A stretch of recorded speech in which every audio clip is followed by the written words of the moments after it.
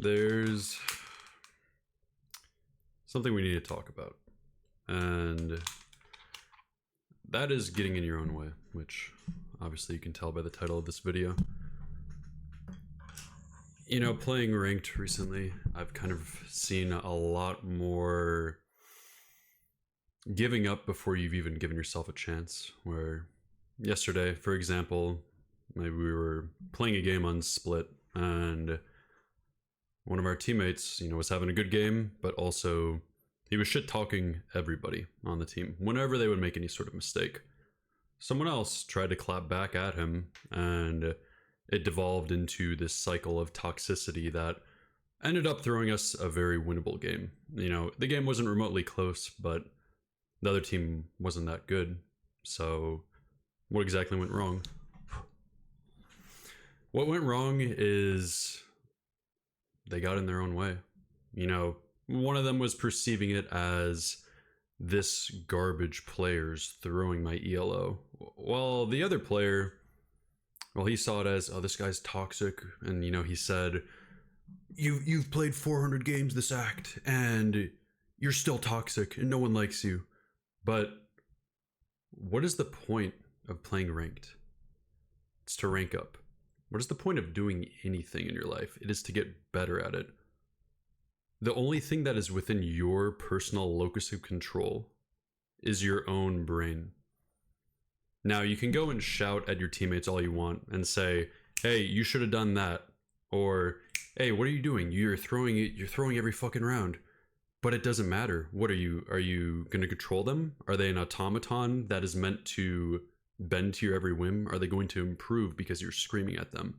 Are they going to get better because you're getting tilted and you can't control your own emotions? That is the crux of the issue with getting in your own way. The perception that others are required to listen to you, or that it's everybody else's fault.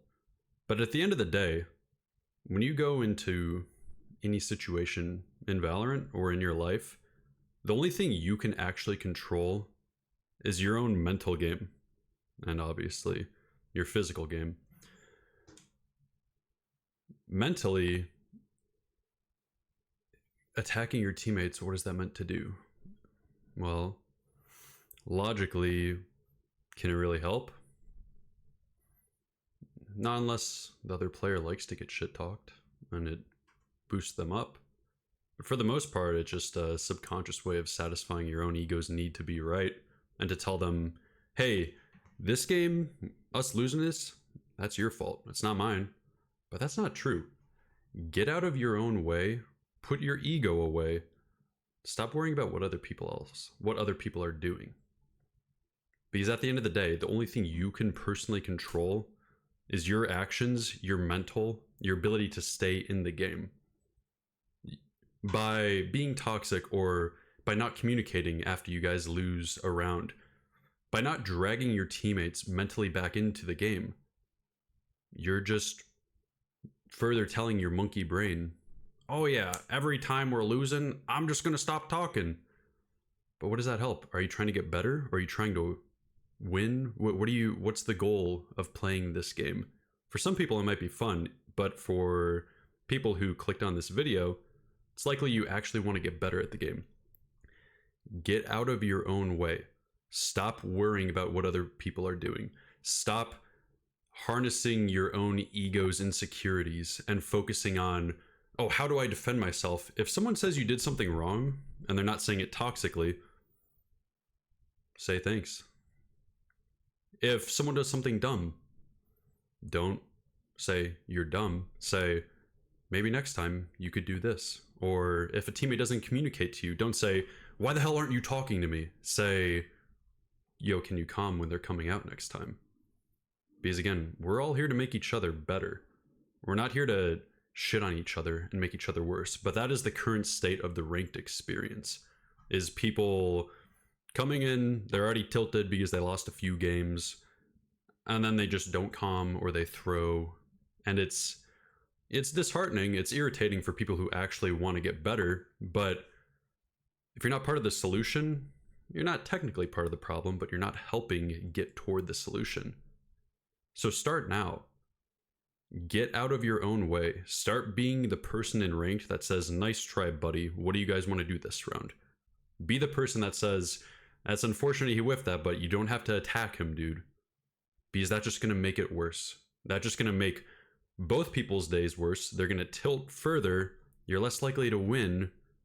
And again, if the goal is to rank up, you got to drag your teammates out of the rut they're in. And again, you know, that sounds counterintuitive to what I'm saying of don't worry about what your teammates are doing. But again, the ultimate goal of ranked is to improve, is to get better. Everything can be trained. You know, this makes me think back to, I'm a coach at a university in the United States, and we had an in-person practice with 3 of our teams, and after one of the maps, you know, one of our teams was playing a pretty wacky comp on Ascent, and, you know, if the culprit is watching this, you'll know who this is, but after the map, I was giving some tips to one of the teams on, hey, here's maybe what you could do next time. Here's how you can conceptually think differently next time in order to beat a weird comp like that. One of the players on the losing team decided, I'm going to put my headphones on and just aim train, which, all right, that's his choice. But after it, I heard through the grapevine that, well, he didn't really think it was useful information because when is he ever going to play a composition like that again? And again, it's not the point of playing. The point of playing is not to determine what is something that you can learn from. Everything, no matter if you don't lose a round and you don't die once, or if you get destroyed and don't get a single round, every game you can learn from. Whether it's doing your best to keep your teammates in the game. And circling back to the point of this video, the ultimate point of it is keep your own mental in the game. Don't get tilted if your teammates get tilted. Drag them back. Again, the only thing you can control is your mental. People have a false narrative that, oh, I have an upper limit. There is no true upper limit to anything in this world. The only limits that you actually deal with are those that are self-imposed. You know, a couple weeks back, I started aim training pretty consistently, and at the start, my mindset was, oh, you're shit, you haven't been doing this for a while, yada, yada, yada. That's self-defeating, that's not useful. Now I'm at the point where I realize I just get better every time I play. And whether that's true or not, it doesn't matter. You know, I don't have to sit in a corner in my room and jot down on my whiteboard manifestations about how to get better. Instead, when you're in game and you notice your monkey brain trying to take over and you realize, oh, I'm getting tilted, tell it to shut the hell up. You don't have to say it out loud because you might sound a bit manic, but do it in your head. Do it every time you hear it and see what happens after a game, after 2 games, after a week, after 2 weeks. You have no idea how much potential you truly have if you just got out of your own way. Best of luck.